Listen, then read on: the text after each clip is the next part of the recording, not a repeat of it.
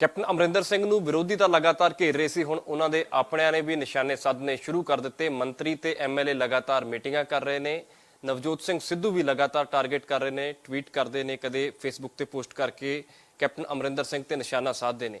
ਸ਼ਮਸ਼ੇਰ ਸਿੰਘ ਦੁੱਲੋਂ ਸਾਡੇ ਨਾਲ ਮੌਜੂਦ ਨੇ, ਰਾਜ ਸਭਾ ਮੈਂਬਰ ਨੇ। ਗੱਲਬਾਤ ਕਰਦੇ ਹਾਂ। ਦੁੱਲੋਂ ਸਾਹਿਬ, ਕਿਸ ਤਰ੍ਹਾਂ ਦੇਖਦੇ ਹੋ ਕਾਂਗਰਸ ਦੇ ਵਿੱਚ ਘਮਸਾਨ ਮਚਿਆ ਹੋਇਆ? ਪੰਜਾਬ ਕਾਂਗਰਸ ਦੇ ਵਿੱਚ ਕੈਪਟਨ ਅਮਰਿੰਦਰ ਸਿੰਘ ਨੂੰ ਟਾਰਗੇਟ ਕੀਤਾ ਜਾ ਰਿਹਾ। ਬੇਅਦਬੀ ਦਾ ਮਸਲਾ ਬਹੁਤ ਵੱਡਾ ਮਸਲਾ ਸੀ, ਉਸ ਤੇ ਵੀ ਕੁਝ ਨਹੀਂ ਹੋ ਪਾਇਆ। ਕਿਸ ਤਰ੍ਹਾਂ ਦੇਖਦੇ ਹੋ ਪੂਰੇ ਮਸਲੇ ਨੂੰ? देखो ये तो सारे पोलीटिकल घसमान तो पैंदा ही रहिंदा है। ईगो हुंदी है, समा हुंदा है, इलैक्शन नेड़े आ गए ने, उहदे लई जमीनी पोलीटिकल पार्टियां दा जिहड़ी जमीनी है पोलीटिकल जमीन वो खिसकदी जा रही है। एक करोना करके, एक किसान मूवमेंट करके पार्टियां दा वजूद घटदा जा रहा है और रिस्पैक्ट भी पोलीटिकल लोगों की घटदी जा रही है लोगों दे विच। ਵਜ੍ਹਾ ਕੀ ਹੈ ਜਿਹੜਾ ਕੈਪਟਨ ਅਮਰਿੰਦਰ ਸਿੰਘ ਨੂੰ ਟਾਰਗੇਟ ਕੀਤਾ ਜਾ ਰਿਹਾ? ਹੋਰ ਵੀ ਜਿਹੜੇ ਐਮਐਲਏਜ਼ ਨੇ, ਹੁਣ ਤਾਂ ਸਿੱਧੇਆਮ ਉਹਨਾਂ ਨੇ ਕਹਿ ਦਿੱਤਾ ਹੈ ਕਿ ਕੈਪਟਨ ਅਮਰਿੰਦਰ ਸਿੰਘ ਹੁਣਾਂ ਨੇ ਕੁਝ ਨਹੀਂ ਕੀਤਾ। ਰਵਨੀਤ ਬਿੱਟੂ ਨੇ ਵੀ ਕਿਹਾ ਹੈ ਕਿ ਹੋਮ ਮਿਨਿਸਟਰੀ ਕਿਸੇ ਹੋਰ ਨੂੰ ਦੇ ਦੇਣੀ ਚਾਹੀਦੀ ਹੈ। ਕੱਲ ਵੀ ਮੈਨੂੰ ਤਾਂ ਇਹਨਾਂ ਦਾ ਪਤਾ ਨਹੀਂ ਲੱਗਾ, ਕਦੇ ਗੁਣ ਗਾਉਣ ਲੱਗ ਜਾਂਦੇ ਨੇ, ਕਦੇ ਖਰਾਬ ਬੋਲਣ ਲੱਗ ਜਾਂਦੇ ਨੇ। ਜਦੋਂ ਕੋਈ ਮਾੜਾ ਮੋਟਾ ਸੀਐਮ ਤੋਂ ਕੰਮ ਲੈਣਾ ਹੁੰਦਾ, ਜਦ ਕੰਮ ਕਰ ਜਾਂਦਾ ਉਹਦੇ ਗੁਣ ਗਾਉਣ ਲੱਗ ਜਾਂਦੇ ਨੇ। ਜੇ ਕੋਈ ਕੰਮ ਨਾ ਹੋਵੇ ਤਾਂ ਫਿਰ ਉਹਦੇ ਖਿਲਾਫ ਬੋਲਣ ਲੱਗ ਜਾਂਦੇ ਨੇ। ਸਵਾਲ ਹੈ ਵੀ ਤੁਸੀਂ ਪਬਲਿਕ ਦੇ ਜਿਹੜੇ ਇਸ਼ੂ ਨੇ ਉਹ ਲੈ ਕੇ ਚੱਲੋ, ਉਹਨਾਂ ਬਾਰੇ ਤਾਂ ਕਦੇ ਗੱਲ ਨਹੀਂ ਕਰਦੇ ਲੋਕ। ਆਪਣੇ ਪਰਸਨਲ ਇਸ਼ੂ ਲੈ ਕੇ ਗੱਲ ਕਰਦੇ ਨੇ। ਹੁਣ ਇਲੈਕਸ਼ਨ ਮੂਹਰੇ ਨੇੜੇ ਆਉਂਦੇ ਨੇ, ਇੱਕ ਚਰਚਾ ਹੈ ਕਿ ਕੈਬਨਿਟ ਬਦਲ ਰਹੀ ਹੈ, ਪ੍ਰਧਾਨ ਬਦਲ ਰਿਹਾ ਹੈ, ਉਹਦੇ ਲਈ ਆਪਣਾ ਸਰਗਰਮ ਹੋਏ ਹੋਏ ਨੇ ਕਿ ਸ਼ਾਇਦ ਕਿਸੇ ਦਾ ਦੌਰ ਲੱਗ ਜਾਵੇ। ਮੀਟਿੰਗਾਂ ਹੋ ਰਹੀਆਂ ਨੇ, ਚਰਨਜੀਤ ਸਿੰਘ ਚੰਨੀ ਹੁਣਾਂ ਦੇ ਘਰ ਵੀ ਮੀਟਿੰਗ ਹੋਈ, ਕਈ ਐਮਐਲਏ। ਮੈਂ ਜਿਹੜੀ ਗੱਲ ਕਰਦਾ ਹੈ ਕਿ ਇਹ 4.25 ਸਾਲ ਕਿਉਂ ਇਹ ਚ ਗੂੰਗੇ ਬਣ ਕੇ ਬੈਠੇ ਰਹੇ? 4.25 ਸਾਲ ਹੋ ਗਏ। ਇਹ ਇਸ਼ੂ ਤਾਂ ਪਹਿਲਾਂ ਤੋਂ ਚੱਲੇ ਆਉਂਦੇ ਨੇ, ਬਾਦਲਾਂ ਤੋਂ ਚੱਲੇ ਆਉਂਦੇ ਨੇ। ਡਰੱਗ ਦਾ ਇਸ਼ੂ, ਮਾਈਨ ਦਾ ਇਸ਼ੂ, ਲੀਕਰ ਦਾ ਇਸ਼ੂ, ਸ਼ਡਿਊਲ ਕਾਸਟਾਂ ਦੇ ਬੈਕਵਰਡ ਦੇ ਇਸ਼ੂ ਨੇ, ਬੇਜ਼ਮੀਨਿਆਂ ਦੇ ਇਸ਼ੂ ਤਾਂ ਹੈ, ਕਈ ਤਰ੍ਹਾਂ ਦੇ ਇਸ਼ੂ ਨੇ। ਇਹ ਉਦੋਂ 4.25 ਸਾਲ ਲੰਘ ਗਏ। ਇਹ ਐਮਐਲਏ ਮੰਤਰੀ ਜਿਹੜੇ ਨੇ, ਖਾਸ ਤੌਰ ਤੇ ਰਿਜ਼ਰਵ ਸੀਟਾਂ ਵਾਲੇ, ਇਹ ਉਦੋਂ ਕੋਈ ਨਹੀਂ ਬੋਲੇ ਬਈ। ਮੈਂ ਜਦੋਂ ਪਹਿਲੀ ਮੀਟਿੰਗ ਹੋਈ ਹੈ, 17 ਚ MP ਬਣੇ ਆ ਅਸੀਂ, ਐਮਐਲਏਆਂ ਦੀ ਐਮਪੀਆਂ ਦੀ ਇਕੱਠੇ ਮੀਟਿੰਗ ਹੋਈ, ਇਹ ਮੈਂ ਇਸ਼ੂ ਉੱਥੇ ਲਏ। ਸਭ ਤੋਂ ਪਹਿਲਾਂ ਮੈਂ ਸਕਾਲਰਸ਼ਿਪ ਦਾ ਲਿਆ। ਅਕਾਲੀਆਂ ਵੇਲੇ 400 ਕਰੋੜ ਦਾ ਘਪਲਾ ਹੋਇਆ। ਕੈਗ ਦੀ ਰਿਪੋਰਟ ਹੈ, 18 ਚ ਰਿਪੋਰਟ ਆਈ, ਉਹ ਵੀ ਮੈਂ ਉੱਥੇ ਲਿਆ। ਔਰ ਉਹਦੇ ਬਾਅਦ ਜਿਹੜੀਆਂ ਮੈਨੀਫੈਸਟੋ ਦੇ ਵਿੱਚ ਬੇਅਦਬੀ ਦਾ ਮਸਲਾ, ਕਰਪਸ਼ਨ ਦਾ ਇਸ਼ੂ, ਵੈਲਫੇਅਰ ਦੀਆਂ ਸਕੀਮਾਂ ਦਾ, ਇਹ ਸਾਰੇ ਮਸਲੇ ਲਏ ਤੇ ਬੇਜ਼ਮੀਨਿਆਂ ਦੇ ਜ਼ਮੀਨ ਦੇਣ ਦੀ, ਘਰ ਦੇਣ ਲਈ, ਨੌਕਰੀਆਂ, ਬੇਰੁਜ਼ਗਾਰੀ ਭੱਤਾ, ਇਹ ਸਾਰੇ ਇਸ਼ੂ ਲਏ। ਇਹ 4 ਸਾਲ 4.25 ਅਸੈਂਬਲੀਆਂ ਵੀ ਲੰਘ ਗਈਆਂ। ਇਹ ਜਿਹੜੇ ਰਿਜ਼ਰਵ ਸੀਟਾਂ ਤੋਂ ਜਿੱਤ ਕੇ ਆਏ ਨੇ, ਕਿਆ ਇਹਨਾਂ ਨੇ ਸਕਾਲਰਸ਼ਿਪ ਦੀ ਕਦੇ, ਇਹ ਜਿਹੜੇ ਜਿੰਨੇ ਵੀ ਹੈ, ਇਹਨਾਂ ਨੇ CBI ਇਨਕੁਆਇਰੀ ਮੰਗੀ? ਮੈਂ CBI ਦੀ ਇਨਕੁਆਇਰੀ 17 ਚ ਮੰਗੀ CM ਤੋਂ, ਉਹਦੇ ਬਾਅਦ ਪਿਛਲੇ ਸਾਲ ਮੰਗੀ। ਤੁਹਾਡੀ ਸਰਕਾਰ ਦੇ ਮੰਤਰੀ ਤੇ ਹੀ ਘੁਟਾਲੇ ਦੇ ਆਰੋਪ ਲੱਗੇ ਸੀ ਕਿ ਸਕਾਲਰਸ਼ਿਪ ਖਾ ਗਏ ਗਰੀਬਾਂ ਦੀ। ਮੈਂ ਜਿਹੜੀ ਗੱਲ ਕਰਨਾ ਹੈ ਕਿ ਇਹ ਜਿਹੜੇ ਰਿਜ਼ਰਵ ਸੀਟਾਂ ਤੇ ਜਿੱਤ ਕੇ ਆਏ ਨੇ, ਇਹਨਾਂ ਨੇ ਸਕਾਲਰਸ਼ਿਪ ਘੁਟਾਲੇ ਦੀ ਗੱਲ ਕਿਉਂ ਨਹੀਂ ਕੀਤੀ? 15 ਲੱਖ ਨੌਜਵਾਨ ਜਿਹੜਾ ਹੈ, ਉਹ ਪਿਛਲੇ 4 ਸਾਲਾਂ 'ਚ ਉਹਨਾਂ ਦੀ ਜ਼ਿੰਦਗੀ ਤਬਾਹ ਹੋਈ ਹੈ। ਜੇ ਐਡਮਿਸ਼ਨ ਮਿਲ ਗਿਆ ਤਾਂ ਉਹਨਾਂ ਨੂੰ ਵੀ ਪੈਸੇ ਨਾ ਆਉਣ ਕਰਕੇ ਕਾਲਜਾਂ ਨੇ ਕੱਢਤੇ। ਜੇ ਡਿਗਰੀ ਪਾਸ ਕਰਤੀ, ਡਿਗਰੀ ਨਹੀਂ ਦਿੱਤੀ। ਤੁਹਾਡੀ ਸਰਕਾਰ ਤਾਂ ਇਹ ਦਾਅਵਾ ਕਰ ਰਹੀ ਹੈ ਕਿ ਅਸੀਂ 85% ਵਾਅਦੇ ਪੂਰੇ ਕਰ ਦਿੱਤੇ, ਅਸੀਂ ਤਾਂ ਖੁਸ਼ਹਾਲ ਬਣਾ ਦਿੱਤਾ ਪੰਜਾਬ ਨੂੰ। ਸਰਕਾਰ ਤਾਂ ਲਗਾਤਾਰ ਇਹ ਵਾਅਦਾ ਕਰਦੀ ਹੈ। ਐਮਐਲਏ ਜਿਹੜੇ ਕੈਪਟਨ ਅਮਰਿੰਦਰ ਸਿੰਘ ਹੁਣਾਂ ਦੇ ਨਾਲ ਖੜੇ ਆ, ਉਹ ਵੀ ਲਗਾਤਾਰ ਇਹ ਗੱਲ ਕਹਿ ਰਹੇ ਨੇ। ਤੁਹਾਡੇ ਰਾਜਕੁਮਾਰ ਵੇਰਕਾ ਦੀ ਗੱਲ ਕਰ ਲਈ, ਰਾਜਕੁਮਾਰ ਵੇਰਕਾ ਵੀ ਇਹ ਗੱਲ ਕਹਿ ਰਹੇ ਨੇ। ਦੇਖੋ, ਇਹ ਤਾਂ ਪਬਲਿਕ 'ਚ ਜਾ ਕੇ ਪਤਾ ਕਰੋ, ਕਿੰਨਿਆਂ ਨੂੰ ਨੌਕਰੀ ਦਿੱਤੀ, ਕਿੰਨੇ ਵਾਅਦੇ ਪੂਰੇ ਕੀਤੇ। ਇਹ ਤਾਂ ਐਡਾ ਆ ਰਹੀਆਂ ਨਹੀਂ। ਇਹ ਤਾਂ ਪੰਜਾਬ ਦੇ, ਔਰ ਤੁਸੀਂ ਮੈਨੂੰ ਦੱਸੋ, 16 ਲੱਖ ਨੌਕਰੀ ਦੀ ਗੱਲ ਕਰਦੇ ਨੇ। 16 ਲੱਖ ਨੌਕਰੀ ਪੰਜਾਬ ਦੇ 12,500 ਪਿੰਡ ਹੈ। 125 ਨੌਕਰੀ ਇੱਕ ਪਿੰਡ ਨੂੰ ਆਉਂਦੀ ਹੈ। ਚਲੋ ਕਿਸੇ ਪਿੰਡ 'ਚ ਚੱਲੀਏ, ਆਪਾਂ ਪੁੱਛ ਲੈਂਦੇ ਹਾਂ ਵੀ ਚਲੋ ਬਈ ਕਿਹੜੇ ਪਿੰਡ 'ਚ ਕਿਹਨਾਂ ਨੂੰ ਨੌਕਰੀ ਮਿਲੀ ਹੈ। ਇਹ ਲੋਕਾਂ ਨਾਲ ਧੋਖਾ ਨਹੀਂ ਤੇ ਹੋਰ ਕੀ ਹੈ? ਮੰਤਰੀ ਇਹ ਗਲਤ ਬਿਆਨੀ ਕਰਦੇ ਨੇ। ਕਿਉਂ ਝਾਕ ਹੈ? ਜੇ ਊਂਠ ਦਾ ਬੁੱਲ ਲਟਕਣ ਵਾਲਾ ਕਿ ਨਾ, ਵੀ ਸ਼ਾਇਦ ਪ੍ਰਧਾਨ ਬਣ ਜਾਵੇ, ਮੰਤਰੀ ਰੀਸ਼ਫਲ ਹੋਣੀ ਹੈ, ਕਿਤੇ ਦੋ ਹੈ, ਪ੍ਰੈਸ਼ਰ ਨਾਲ ਮੰਤਰੀ ਬਣਾ ਲੈਣਗੇ, ਹੈ ਜੀ। ਇਹੋ ਜਿਹੀਆਂ ਗੱਲਾਂ ਚੱਲਦੀਆਂ। ਉਸੇ ਤਰ੍ਹਾਂ ਰੇਤਾ ਵਿਕਦਾ ਹੈ, ਉਸੇ ਤਰ੍ਹਾਂ ਮਾਈਨ ਚੱਲਦਾ, ਕੰਮ ਚੱਲ ਰਿਹਾ ਹੈ ਸ਼ਰਾਬ ਦਾ। ਇਹ ਸ਼ਡਿਊਲ ਕਾਸਟ ਜਿਹੜੇ MLA ਨੇ ਜਾਂ ਮੰਤਰੀ ਨੇ ਅੰਮ੍ਰਿਤਸਰ ਦੇ ਵਿੱਚ, ਤਰਨਤਾਰਨ ਦੇ ਵਿੱਚ, ਬਟਾਲੇ ਦੇ ਵਿੱਚ ਹੈ ਜੀ 134 ਲੋਕ ਮਰੇ ਜ਼ਹਿਰੀਲੀ ਸ਼ਰਾਬ ਪੀ ਕੇ। 116 ਉਹਦੇ 'ਚ ਸ਼ਡਿਊਲ ਕਾਸਟ ਨੇ, ਜ਼ਿਆਦਾ ਮਜ਼ਹਬੀ ਭਰਾ ਨੇ। ਅੰਮ੍ਰਿਤਸਰ ਦੇ ਆਲੇ ਦੁਆਲੇ MLA ਜਿੰਨੇ ਨੇ ਉਹ ਵਾਲਮੀਕੀ ਨੇ ਜਾਂ ਮਜ਼ਹਬੀ ਨੇ। ਇਹ ਦਲਿਤ ਕਿਉਂ ਨਹੀਂ ਬੋਲੇ ਬਈ?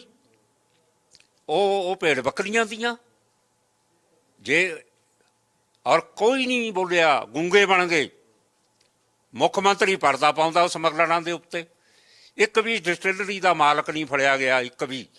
ਔਰ ਤੁਹਾਡੇ ਸਾਹਮਣੇ 5 ਪਟਿਆਲੇ 'ਚ ਜਿਹੜਾ ਇਹਦਾ ਹੋਮ ਡਿਸਟ੍ਰਿਕਟ ਹੈ, ਹੋਮ ਡਿਸਟ੍ਰਿਕਟ ਹੈ, 5 ਫੜੀਆਂ, ਕੋਈ ਮਾਲਕ ਨਹੀਂ ਫੜਿਆ। ਹਰਿਆਣੇ ਨੇ ਤਾਂ ਇੱਕ ਫੜ ਲਿਆ, ਅੰਦਰ ਵੀ ਕਰਤਾ। ਵਜ੍ਹਾ ਕੀ ਹੈ ਸਰਕਾਰ? ਪੂਰਾ ਜਵਾਬ ਲੈ ਲਓ ਪਹਿਲਾਂ। ਖੰਨੇ ਦੇ ਵਿੱਚ ਫੜੀ ਇੱਕ ਡਿਸਟਿਲਰੀ, ਜਿਹੜੇ ਕਰਿੰਦੇ ਨੇ ਮਜ਼ਦੂਰ ਤੇ ਉਹਨਾਂ ਤੇ ਪਰਚੇ ਪਾਤੇ।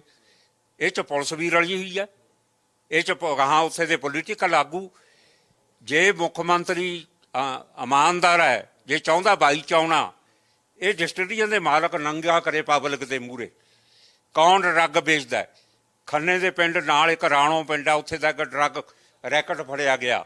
ਉਹਨੇ ਪੋਲੀਟੀਕਲ ਆਦਮੀਆਂ ਦੇ ਨਾਂ ਲਏ ਨੇ, ਉਹਨੂੰ ਕਾਲੇ ਕੱਪੜੇ ਵਾਲੇ ਗਨਮੈਨ ਦਿੱਤੇ ਹੋਏ ਤੇ 10-11। ਕਿਉਂ ਉਹ ਕਿਉਂ ਨਹੀਂ, ਉਹਨਾਂ ਦੇ ਖਿਲਾਫ ਕਾਰਵਾਈ ਕਿਉਂ ਨਹੀਂ ਕੀਤੀ ਜਾਂਦੀ? ਕਿਹਦੀ ਕਹਿਣ ਤੇ ਉਹ ਗਨਮੈਨ ਦਿੱਤੇ ਜਾਂਦੇ ਨੇ? ਮੈਂ ਜਿਹੜੀਆਂ ਗੱਲਾਂ ਕਰਦਾ, ਇਹ ਜਿਹੜੇ ਉੱਥੇ ਦਾ MLA ਵੀ ਦਲਿਤ ਹੈ, ਜਿੱਥੋਂ ਇਹ ਸਭ ਕੁਝ ਫੜਿਆ ਗਿਆ। ਕਿਉਂ ਨਹੀਂ ਬੋਲੇ ਇਹ ਲੋਕ? ਅੰਮ੍ਰਿਤਸਰ 'ਚ ਕਿਉਂ ਨਹੀਂ ਬੋਲਦੇ? ਉਹ ਕੁੱਤੇ ਬਿੱਲੇ ਨੇ ਜਿਹੜੇ ਮਰੇ ਨੇ। ਇਹ ਇਹਨਾਂ ਦੇ ਆਪਣੇ ਇੰਟਰਸਟ ਨੇ, ਆਪਣੇ ਮੋਟਿਵ ਹੈ।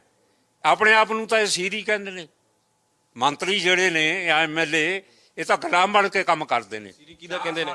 4 ਸਾਲ ਗੁਲਾਮੀ ਕੀਤੀ, 4.25 ਸਾਲ ਹੋ ਗਏ ਹੁਣ ਇਹਨਾਂ ਨੂੰ ਆ ਗਿਆ। ਕਦੇ 4 ਸਾਲਾਂ 'ਚ ਕਦੇ ਇਕੱਠੇ ਹੋਏ ਨੇ? ਮੈਂ ਹਮੇਸ਼ਾ ਐਜ਼ MP ਆਵਾਜ਼ ਉਠਾਉਣਾ। ਕਿਸੇ ਇੱਕ ਬੰਦੇ ਨੇ ਇਹ ਪੰਜਾਬ ਦੇ ਵਿੱਚ ਜਿਹੜੇ ਬੰਦੇ ਮਰੇ ਉਹਨਾਂ ਦੇ ਬਾਰੇ, ਸਕਾਲਰਸ਼ਿਪ ਬਾਰੇ, CBI ਦੀ ਇਨਕੁਆਰੀ ਕਿਉਂ? ਇਹਨਾਂ ਨੂੰ ਦਰਦ ਨਹੀਂ ਹੈ? ਇਹ ਯਾਦ ਇਹਨਾਂ ਰੱਖਣ ਨਾ। ਇਹਨਾਂ ਨੂੰ ਸਮਾਜ ਮਾਫ ਕਰੂਗਾ?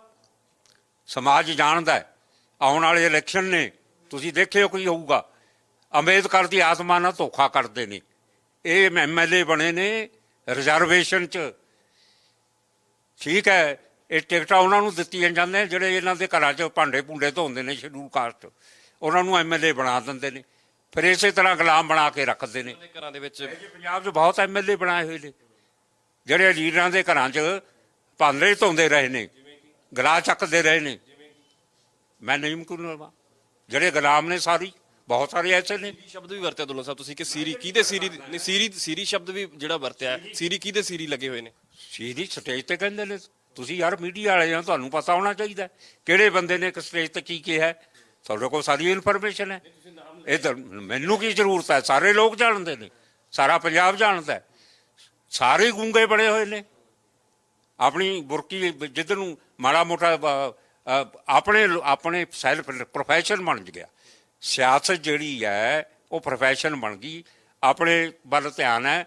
ਇਹ ਤਾਂ ਨਾ ਹੈ ਕਿ ਅਸੀਂ ਦਲਿਤਾਂ ਲਈ, ਅਸੀਂ ਗਰੀਬਾਂ ਲਈ ਬੇਜ਼ਮੀਨੇ ਜੱਟ ਹੈ। ਕਿਹੜੇ ਜੱਟ ਦਾ ਕਰਜ਼ਾ ਮਾਫ ਹੋਇਆ ਵੀ ਮੈਨੂੰ ਦੱਸ ਦਿਓ, ਜਿਹਦੇ ਕੋਲ ਜ਼ਮੀਨ ਨਹੀਂ ਹੈ? ਬਾਹਮਣ ਮਾਣੀਏ, ਖੱਤਰੀ, ਉਹ ਵੀ ਵਿਚਾਰੇ ਗਰੀਬ ਨੇ। ਉਹ ਸ਼ਡਿਊਲ ਕਾਸਟਾਂ ਨੂੰ, ਉਹਨਾਂ ਦੀ ਵੀ ਹਾਲਤ ਭਾੜੀ।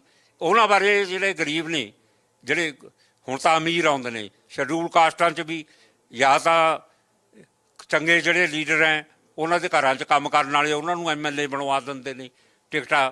ਜਾਂ ਰਿਟਾਇਰਡ ਅਫਸਰ ਜਿਨ੍ਹਾਂ ਕੋਲ ਮਾਲ ਬਹੁਤ ਹੁੰਦਾ, ਕਮਾਈ ਕੀਤੀ ਹੁੰਦੀ ਹੈ ਸ਼ਡਿਊਲ ਕਾਸਟ, ਜਾਂ ਟਿਕਟਾਂ ਉਹਨਾਂ ਨੂੰ ਦੇ ਦਿੰਦੇ ਨੇ।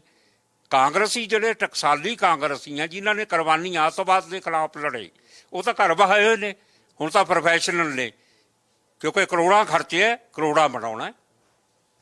ਆਵਾਜ਼ ਤੁਸੀਂ ਲਗਾਤਾਰ ਚੁੱਕਦੇ ਰਹੇ ਹੋ, ਕੋਈ ਪਹਿਲੀ ਵਾਰ ਨਹੀਂ ਤੁਸੀਂ ਬੋਲ ਰਹੇ। ਤੁਸੀਂ ਪਹਿਲਾਂ ਵੀ ਕੈਪਟਨ ਅਮਰਿੰਦਰ ਸਿੰਘ ਉਹਨਾਂ ਨੂੰ ਸਲਾਹਾਂ ਵੀ ਦਿੰਦੇ ਰਹੇ ਹੋ, ਚਿੱਠੀਆਂ ਵੀ। ਤੁਸੀਂ ਕਿਹਾ ਕਿ ਚਿੱਠੀ ਦਾ ਜਵਾਬ ਹੀ ਨਹੀਂ ਮਿਲਿਆ ਕਦੇ। ਇਹਨਾਂ ਦਿਨਾਂ 'ਚ ਕਦੇ ਮੁਲਾਕਾਤ ਹੋਈ ਜਾਂ ਕਦੇ ਗੱਲਬਾਤ ਹੋਈ ਵੀ ਆਹ ਜਿਹੜੀਆਂ ਚੀਜ਼ਾਂ ਨੇ ਤੁਸੀਂ ਇਸ਼ੂ ਉਹਨਾਂ ਨੂੰ ਮਿਲ ਕੇ ਕਦੇ ਫੇਸ ਟੂ ਫੇਸ ਦੱਸੇ ਨਹੀਂ? ਅਸੀਂ ਤਾਂ ਤੁਹਾਡੇ ਜਰੀਏ ਪਹੁੰਚਾਉਂਦੇ ਹਾਂ ਉਹਨਾਂ ਕੋਲ ਗੱਲਾਂ। ਜੇ ਬੁਲਾਉਣਗੇ ਤਾਂ ਹੀ ਦੱਸਾਂਗੇ। ਮਿਲਣ ਦਾ ਸਮਾਂ ਦਿੰਦੇ ਨੇ ਕਿ ਨਹੀਂ? ਮੈਂ ਜੇ ਬੁਲਾਉਣਗੇ ਤਾਂ ਹੀ ਹੈ। ਅਸੀਂ ਤਾਂ ਤੁਹਾਡੇ ਰਾਹੀਂ ਹੈ। ਚਿੱਠੀ ਦਾ ਸਾਡੀ ਦਾ ਜਵਾਬ ਨਹੀਂ ਆਉਂਦਾ। ਤੁਹਾਡੇ ਨਾਲ ਵਧੀਆ ਸੋਰਸ ਕੋਈ ਨਹੀਂ। ਇਹ ਪੰਜਾਬ ਦੇ ਲੋਕਾਂ ਨੂੰ ਵੀ ਅਸੀਂ ਦੱਸਦੇ ਹਾਂ, ਕੈਪਟਨ ਸਾਹਿਬ ਨੂੰ ਵੀ ਜਗਾਉਂਦੇ ਹਾਂ ਵੀ ਜਾਗੋ, ਇਹ ਕੁਆਰੰਟਾਈਨ ਚੋਂ ਨਿਕਲੋ। ਕਰੋਨਾ ਤਾਂ 2 ਸਾਲ ਦਾ ਹੈ, ਇਹ ਤਾਂ ਜਿੱਦਣ ਦੀ ਸਰਕਾਰ ਬਣੀ ਆ ਕੁਆਰੰਟਾਈਨ 'ਚ ਹੀ ਹੈ, ਆਈਸੋਲੇਸ਼ਨ 'ਚ ਹੀ ਹੈ। ਉਹਨੂੰ ਕਹਿੰਦੇ ਜਾਗੋ ਜੇ 22 'ਚ ਆਉਣਾ, ਨਹੀਂ ਤਾਂ ਕੰਧਾਂ ਤੇ ਲਿਖਿਆ ਪਿਆ।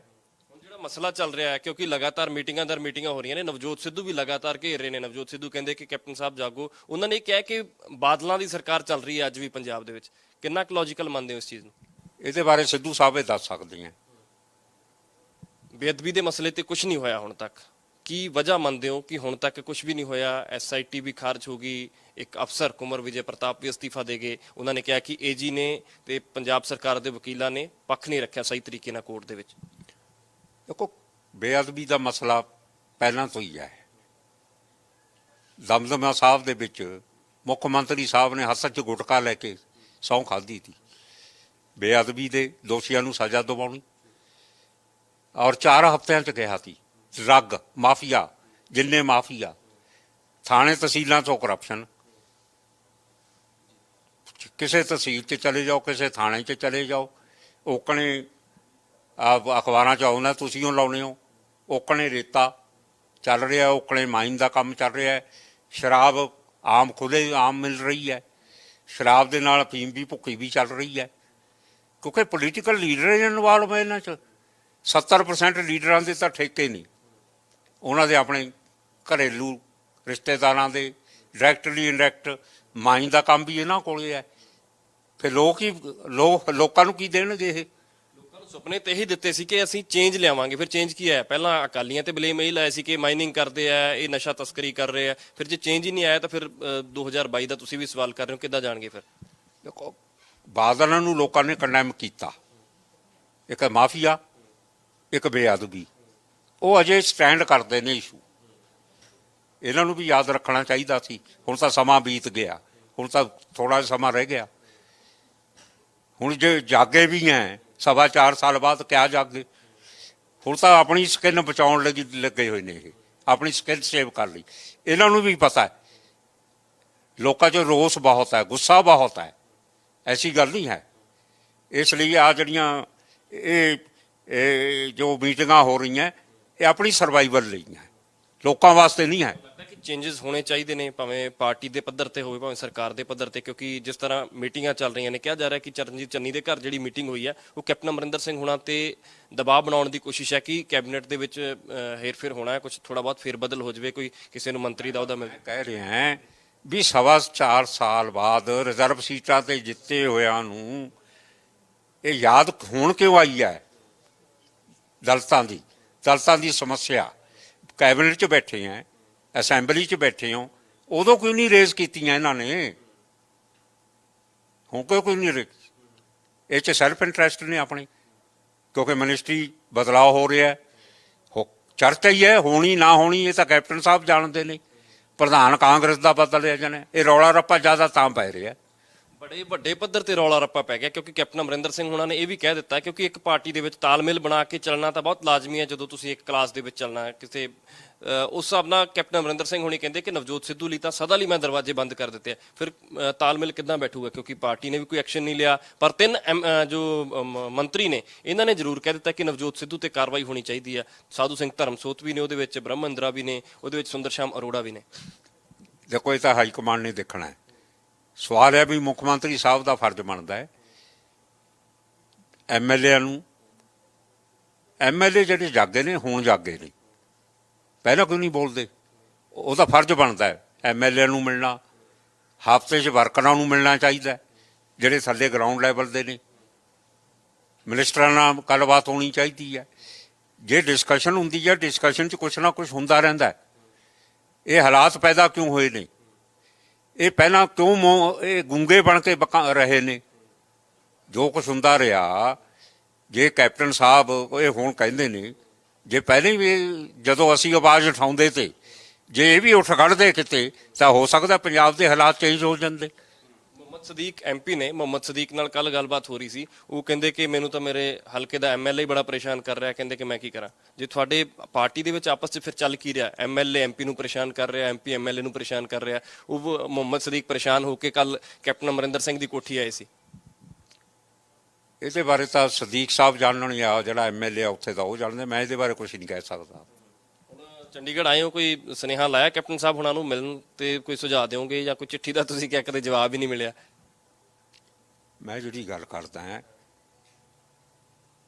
ਇਹ ਤਾਂ ਉਹਨਾਂ ਦਾ ਫਰਜ਼ ਬਣਦਾ ਹੈ, ਜੇ ਸਾਤੋਂ ਕੋਈ ਸਲਾਹ ਲੈਣੀ ਹੈ ਸਾਨੂੰ ਬੁਲਾ ਲੈਣ। ਉਹ ਤਾਂ ਕਹਿੰਦੇ ਪੋਲੀਟੀਕਲ ਐਡਵਾਈਜ਼ਰ ਅਸੀਂ ਰੱਖੇ ਹੋਏ ਆ, ਉਹ ਸਾਨੂੰ ਸਲਾਹਾਂ ਦੇ ਰਹੇ ਨੇ, ਠੀਕ ਹੈ, ਉਹਨਾਂ ਦੇ ਸਹਾਰੇ ਨਾਲ ਚੱਲ ਰਿਹਾ ਕੰਮ। ਪ੍ਰਸ਼ਾਂਤ ਕਿਸ਼ੋਰ ਨੂੰ ਵੀ ਹਾਇਰ ਕਰ ਲਿਆ ਹੁਣ ਤਾਂ। ਐਡਵਾਈਜ਼ਰ ਤਾਂ ਭੱਤੇ ਦੇਣ ਵਾਸਤੇ ਨਹੀਂ, ਮੈਂ ਜੋ ਸਮਝਦਾ ਹੈ। ਪ੍ਰਸ਼ਾਂਤ ਕਿਸ਼ੋਰ ਲਾਉਣਗੇ ਬੀੜੀ ਪਾਰ? ਨਹੀਂ, ਮੈਂ ਜਿਹੜੀ ਗੱਲ ਕਰਦਾ ਐਡਵਾਈਜ਼ਰ ਜਿਹੜੇ ਨੇ ਉਹ ਤਾਂ ਸਰਬੋਝ ਹੈ, ਉਹ ਤਾਂ ਆਪਣੇ ਚੇਤਿਆਂ ਨੂੰ ਖੁਸ਼ ਕੀਤਾ ਹੋਇਆ ਹੈ, ਉਹ ਨਾਨ ਪੋਲੀਟੀਕਲ ਆਦਮੀ ਹੈ। ਚੰਗਾ ਹੁੰਦਾ ਜੇ ਉੱਥੇ ਪੋਲੀਟੀਕਲ ਆਦਮੀ ਲਾਏ ਹੁੰਦੇ। ਪ੍ਰਸ਼ਾਂਤ ਕਿਸ਼ੋਰ ਲਾਉਣਗੇ ਬੀੜੀ ਪਾਰ? ਆਖਰੀ ਸਵਾਲ ਹੈ ਸਰ ਮੇਰਾ। ਪ੍ਰਸ਼ਾਂਤ ਕਿਸ਼ੋਰ ਨੂੰ ਹਾਇਰ ਕੀਤਾ, ਪ੍ਰਸ਼ਾਂਤ ਕਿਸ਼ੋਰ ਕਹਿੰਦੇ ਬੰਗਾਲ ਦੇ ਵਿੱਚ ਤਾਂ ਮਮਤਾ ਦੀ ਸਰਕਾਰ ਬਣਾ ਦਿੱਤੀ ਹੈ। ਇਹ ਸੀਐਮ ਜਾਣੇ ਜਾਂ ਕਿਸ਼ੋਰ ਜਾਣੇ, ਇਹ ਉਹਨਾਂ ਦੀ ਆਪਸੀ ਅੰਡਰਸਟੈਂਡਿੰਗ ਹੈ। ਪਾਰਟੀ ਦੇ ਤਾਂ ਸੀਨੀਅਰ ਹੋ ਸਰ ਤੁਸੀਂ। ਇੱਕ ਗੱਲ ਮੈਂ ਕਹਾਂਗਾ, ਪਰ ਪ੍ਰਸ਼ਾਂਤ ਕਿਸ਼ੋਰ ਕਿਹੜੇ ਮੂੰਹ ਨਾਲ ਪੰਜਾਬ ਚ ਆਊਗਾ? ਸ਼ਮਸ਼ੇਰ ਸਿੰਘ ਦੁੱਲੋਂ ਸਾਡੇ ਨਾਲ ਮੌਜੂਦ ਸਨ। ਸ਼ਮਸ਼ੇਰ ਸਿੰਘ ਦੁੱਲੋਂ ਨੇ ਕਈ ਵਾਰ ਕੈਪਟਨ ਅਮਰਿੰਦਰ ਸਿੰਘ ਹੁਣਾਂ ਨੂੰ ਚਿੱਠੀਆਂ ਲਿਖੀਆਂ, ਪਰ ਇਹਨਾਂ ਨੂੰ ਨਾਰਾਜ਼ਗੀ ਹੈ, ਰੰਜ ਹੈ ਇਹਨਾਂ ਨੂੰ ਕਿ ਕੈਪਟਨ ਅਮਰਿੰਦਰ ਸਿੰਘ ਹੁਣਾਂ ਨੇ ਕਦੇ ਇਹਨਾਂ ਦੀ ਚਿੱਠੀ ਦਾ ਜਵਾਬ ਤੱਕ ਦੇਣਾ ਠੀਕ ਨਹੀਂ ਸਮਝਿਆ। ਸ਼ਮਸ਼ੇਰ ਸਿੰਘ ਦੁੱਲੋਂ ਆਪਦਾ ਦਰਦ ਜ਼ਾਹਿਰ ਕਰ ਰਹੇ ਨੇ ਕਿ ਹੁਣ ਕਿਉਂ ਜਾਗੇ ਨੇ ਜਿਹੜੇ ਐਮਐਲਏ, 4.25 ਸਾਲਾਂ ਬਾਅਦ ਜਾਗੇ ਨੇ। ਇਹਨਾਂ ਨੂੰ ਜਾਗਣਾ ਪਹਿਲਾਂ ਚਾਹੀਦਾ ਸੀ। ਸਭ ਦੇ ਆਪੋ ਆਪਣੇ ਸਵਾਰਥ ਨੇ, ਸਭ ਦੇ ਆਪੋ ਆਪਣੇ ਹਿੱਤ ਨੇ, ਹਿੱਤ ਸਾਧਨ ਦੀਆਂ ਕੋਸ਼ਿਸ਼ਾਂ ਲੱਗ ਰਹੀਆਂ ਨੇ। ਪਰ ਇਹ ਸਵਾਲ ਖੜਾ ਕੀਤਾ ਕਿ 2022 ਦੇ ਚੋਣਾਂ ਤੋਂ ਪਹਿਲਾਂ ਜੇ ਇਹਨਾਂ ਨੇ ਕੰਮ ਨਾ ਕੀਤੇ ਤਾਂ ਫਿਰ ਲੋਕਾਂ ਨੇ ਵੜਨਾ ਪਿੰਡਾਂ ਦੇ ਵਿੱਚ ਔਖਾ ਕਰ ਦੇਣਾ। ਕੈਮਰਾਮੈਨ ਸ਼ਮਸ਼ੇਰ ਦੇ ਨਾਲ ਵਿਕਰਮ ਸਿੰਘ, ਪ੍ਰੋ ਪੰਜਾਬ ਟੀਵੀ, ਚੰਡੀਗੜ੍ਹ।